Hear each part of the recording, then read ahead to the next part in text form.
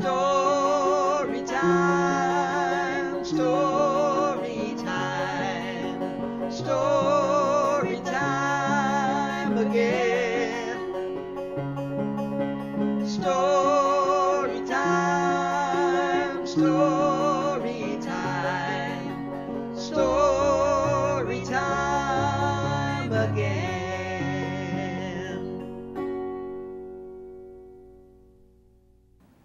Hi, and welcome to Storytime with the San Bruno Library. I'm Miss Susan, and I'll be reading you stories today. We have lots of really good books today, including most of them are going to be about the moon.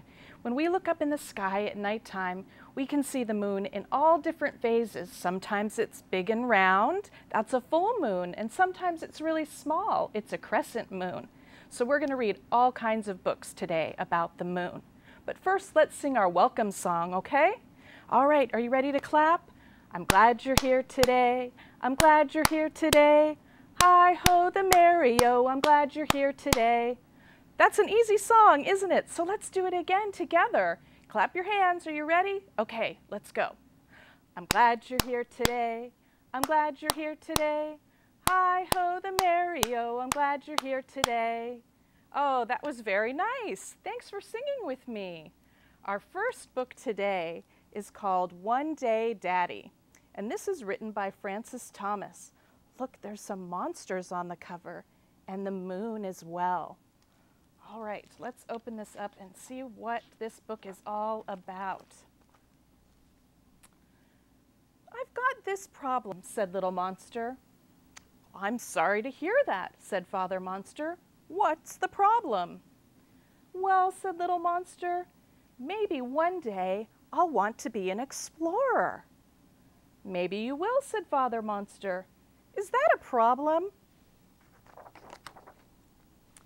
Yes, it is, said Little Monster. You see, Daddy, if I'm an explorer, I'll have to leave you and Mommy behind. Well, said Father Monster, maybe we could come with you. Don't be silly, said Little Monster. Explorers don't take their mommies and daddies along with them. No, I guess not, said Father Monster. So where will you explore? Well, I'd really like to go to the moon. Did you know that on the moon you can jump as high as a house because there's less gravity to weigh you down? Well, you might bounce all the way back into space, said Father Monster. I said as high as a house, said Little Monster. I didn't say as high as space. Don't forget to look up at the sky. You might see Mommy and me waving from Earth, said Father Monster. You'd be much too far away to see, said Little Monster, but I would send you a piece of moon rock as a present. Thank you very much, said Father Monster. We'd put it on the mantle next to the clock. And when I've finished on the moon, said Little Monster, I'll go to Mars. Watch out for all those Martians, said Father Monster. There aren't any Martians, said Little Monster. Are you sure about that? Asked Father Monster. Of course I am, answered Little Monster. Well, I'm almost sure. Then maybe I'll go to Jupiter. Did you know that Jupiter has 16 moons? That's kind of greedy of Jupiter, said Father Monster, when we only have one. And it has a big red spot, said Little Monster, and nobody knows what's in it. Maybe a big red dragon, said Father Monster, waiting to eat you up. Well, I would probably try to avoid him, said Little Monster. And then I'll go to Saturn and see the rings. Be careful that you don't slide off, said Father Monster. Then maybe I'll look for a meteor shower. Make sure you take your umbrella, said Father Monster.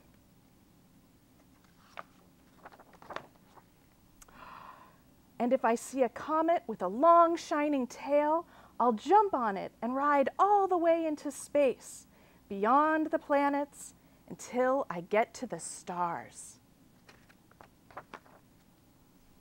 That's a long way to go, said Father Monster. But I would have to go a long, long way to get to the stars, wouldn't I? And then I'll look for a star that nobody ever has found before, said Little Monster.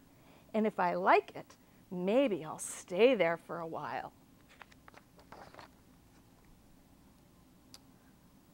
Won't you be lonely there? Asked Father Monster.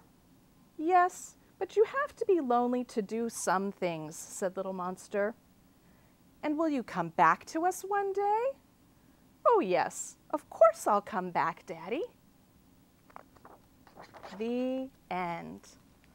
So that is the story, One Day Daddy by Francis Thomas. That little monster was a good explorer. All right, let's put that over there and see what our next book is about. This one is called Bringing Down the Moon. Do you see the little animal on the front? That's a mole. Moles usually like to live underground, but this mole is exploring up above ground. And this is by Jonathan Emmett, and it's illustrated by Vanessa Caban.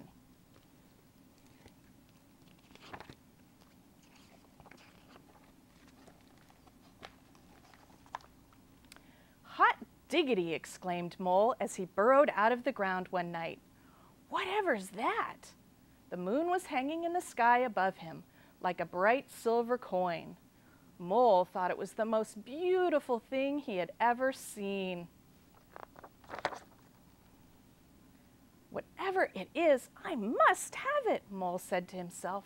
I know. I'll jump up and pull it down. Thump, thump, thumpity-bump. Mole was so busy jumping, he didn't think about the noise he was making, and he woke Rabbit up in her burrow. Mole, said Rabbit, what on earth do you think you're doing? Hello, Rabbit, said Mole. I'm trying to pull down that shiny thing. You mean the moon, said Rabbit.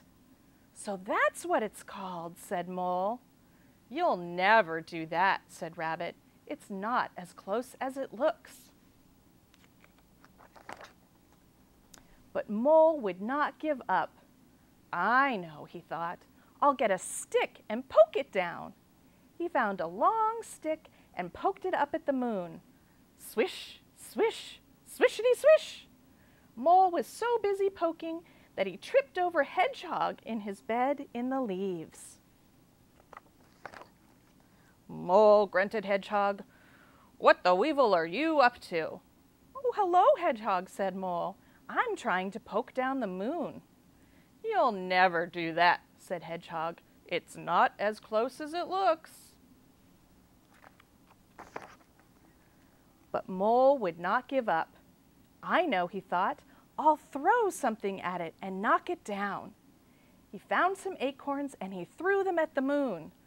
Blink, plunk, blinkety-plink.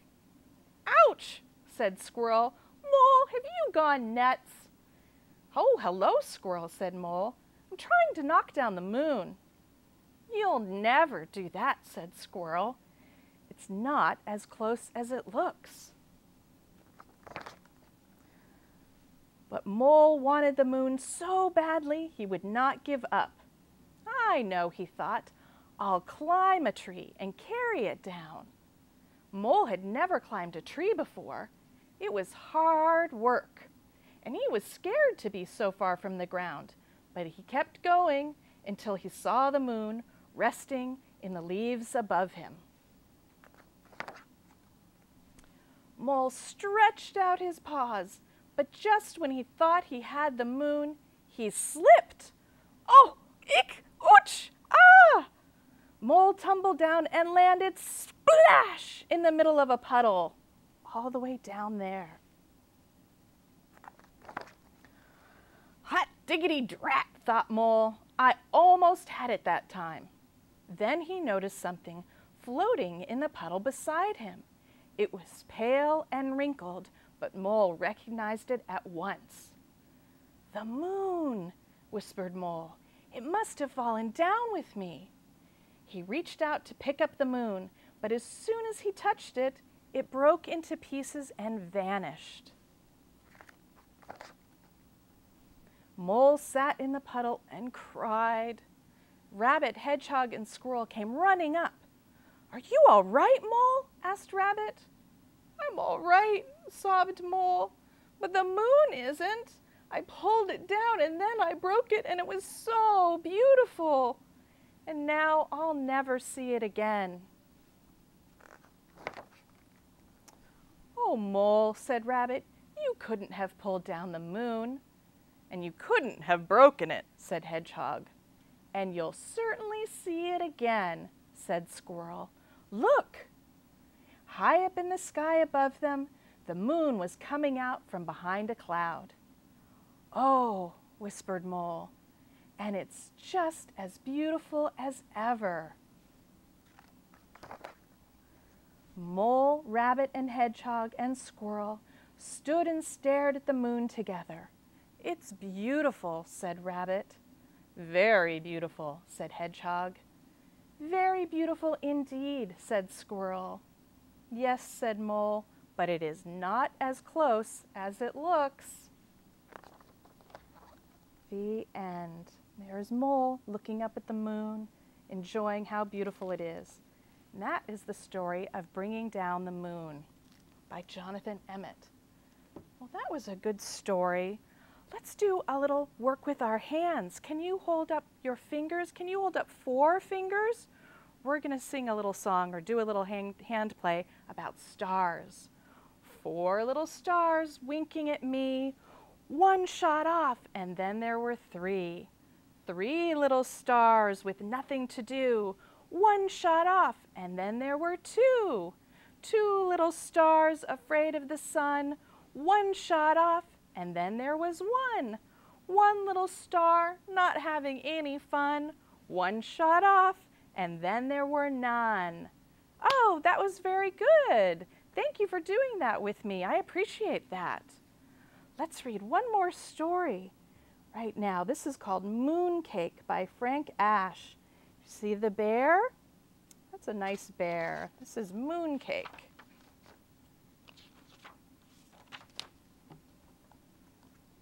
One summer night, Bear and his friend Little Bird sat down to watch the moon.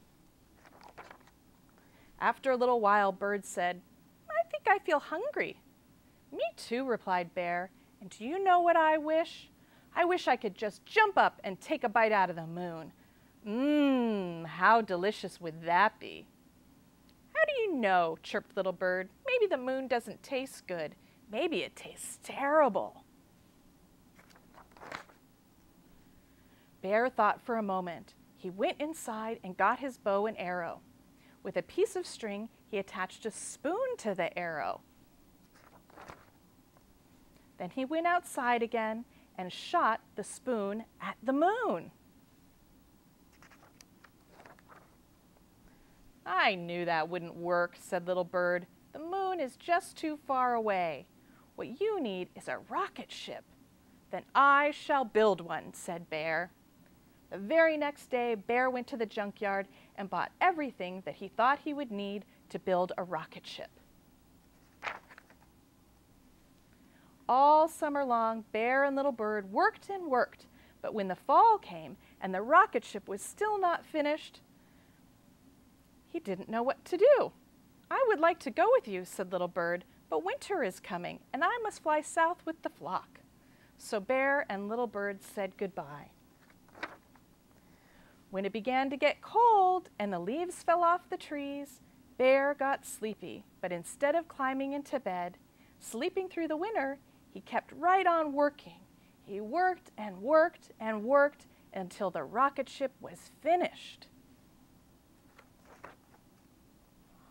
Then he climbed inside and he began the countdown. 10, 9, 8, 7, 6, 5, zzz. Before he reached 1, he fell asleep. He slept and slept and slept until one day The wind knocked over the rocket. Bear had never been awake in the winter before. When he opened his eyes and saw all the snow, he thought he was on the moon. He climbed out of his rocket ship, scooped up some of the snow, and made a little moon cake. Then he tasted it. It tasted like something he had had before, but he wasn't quite sure what it was. While he thought about that, he decided to go for a walk. He didn't want to go too far because he was afraid that he would get lost. So he just walked in a big circle. And after a while, he came upon his own paw prints in the snow. There they are. These paw prints are too big to belong to a moon mouse or even a moon raccoon, thought Bear. Maybe they were made by a moon bear, or perhaps he shuddered, a terrible moon monster. Bear felt scared. He ran back to his rocket ship and prepared for takeoff.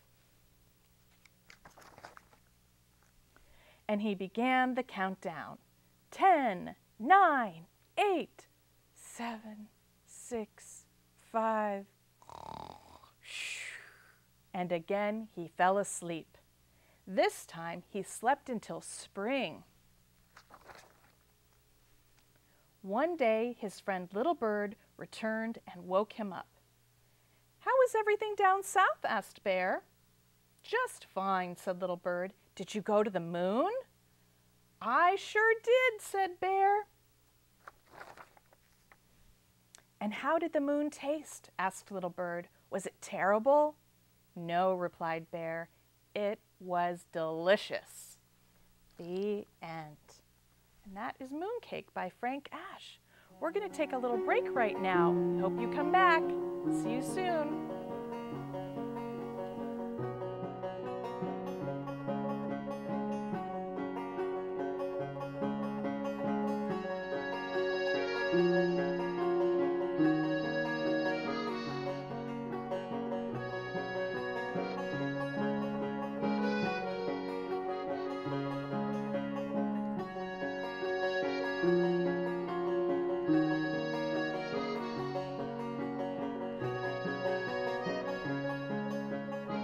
Welcome back to Story Time with Miss Susan. I'm so glad you came back to hear some more stories about the moon.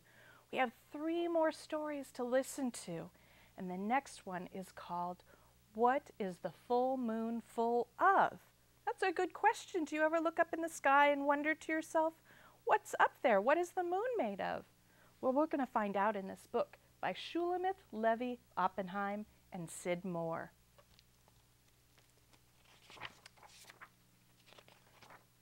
Let's see. Jonas pulls on his pajamas.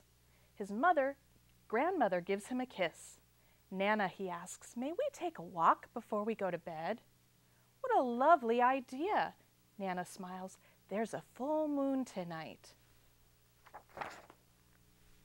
They go outside. Jonas looks up. "What is the full moon full of?" he asks Nana. Just then, a red squirrel scampers by.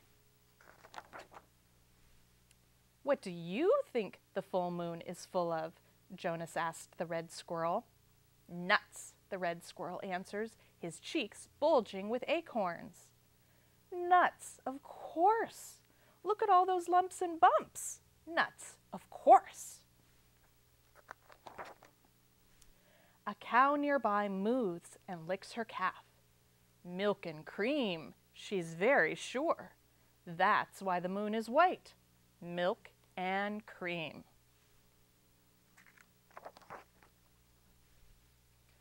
"I heard the question." A robin lifts its head. "Worms, no doubt. That's why I find so many worms at dawn when the moon is full. Worms, of course." All wrong," the bullfrog croaks. "More flies at night when the moon is full. She must be dropping them for me." He dives off his lily pad into the pond. Nana and Jonas walk on. A path is a ribbon of silver in front of them. A bear cub tumbles down a tree. "Honey, honey, honey," it says, licking its paws. "That's why the harvest moon is honey gold, when the moon is full. Honey." A firefly glows yellow in the dark. "They're all wrong." It flickers its lights on and off. Light! That's why the world is day bright when the moon is full. Jonas turns to Nana. "Nana, what do you think the moon is full of?" Nana thinks and thinks. "Faces," she answers.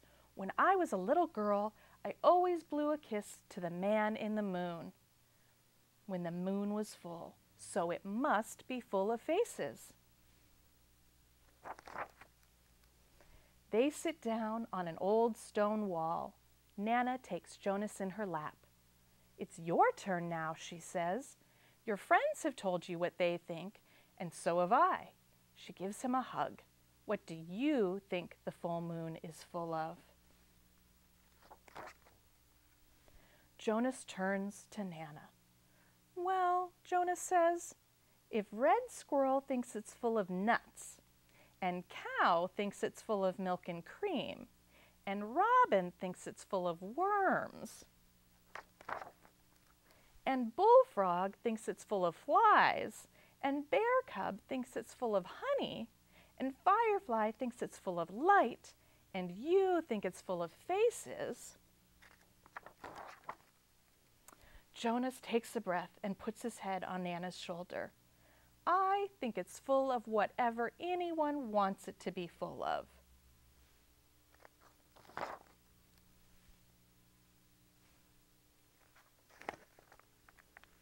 What do you think the full moon is full of? Well, that's a very interesting answer. Maybe the full moon is full of that. We'll have to keep looking up in the sky at night and see if we can figure that out. What is the Full Moon Full of? By Shulamith Levy Oppenheim and Sid Moore. Our last book today is called Happy Birthday Moon by Frank Ash. Do you recognize that bear? That bear was in our other book about mooncakes. He's fascinated by the moon. Happy Birthday Moon by Frank Ash. One night, Bear looked up at the sky and thought, wouldn't it be nice to give the moon a birthday present?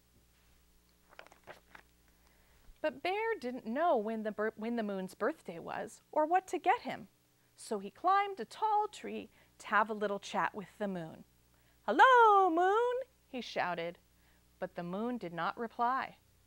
Maybe I'm too far away, thought Bear, and the moon cannot hear me. So Bear paddled across the river and hiked through the forest into the mountains, up at the very top. Now I am much closer to the moon, thought Bear, and again he shouted, "Hello!" This time his own voice echoed off one of the other mountains.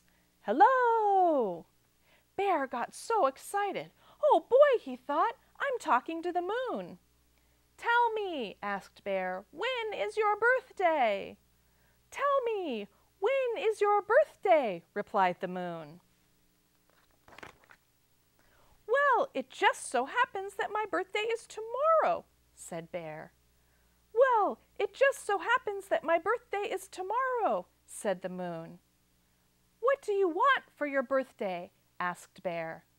"What do you want for your birthday?" asked the moon.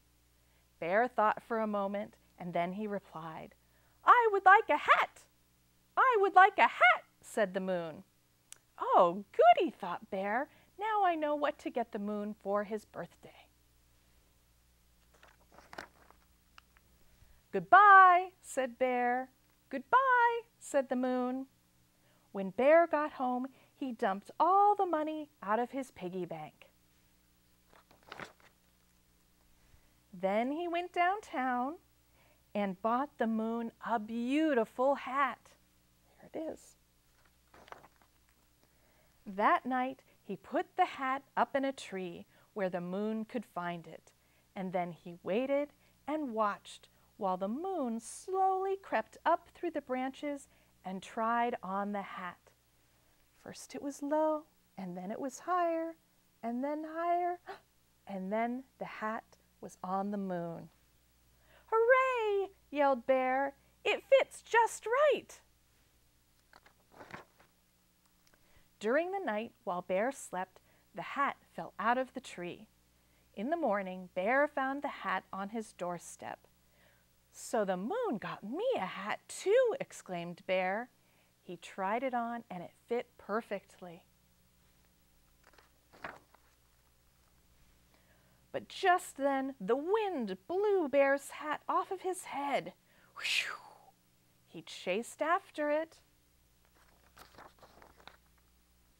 but it got away. That night, Bear paddled across the river and hiked through the forest to talk with the moon. For a long time, the moon would not speak to him, so Bear spoke first. "Hello!" he shouted. "Hello!" replied the moon. "I lost the beautiful hat you gave me," said Bear. "I lost the beautiful hat you gave me," said the moon. "That's okay, I still love you," said Bear. "That's okay, I still love you," said the moon. "Happy birthday," said Bear. "Happy birthday," said the moon. The end. And that is Happy Birthday Moon. What was Bear hearing? He was hearing his own voice. It was an echo. It wasn't really the moon talking to him, but he had fun anyway, didn't he? That's our last story, Happy Birthday Moon by Frank Ash. So we're ready for our goodbye song today. Are you ready? Do you remember this from the other story times? We wave our hands. Oh, it's time to say goodbye to our friends. Oh, it's time to say goodbye to our friends. Oh, it's time to say goodbye. Make a smile and wave goodbye. Oh, it's time to say goodbye to our friends. Goodbye, and thank you for joining me for story time today. Sit me down and let the spell begin.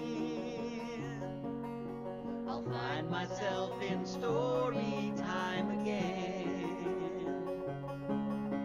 Story time, story time, story time again. Story time, story time, story time again.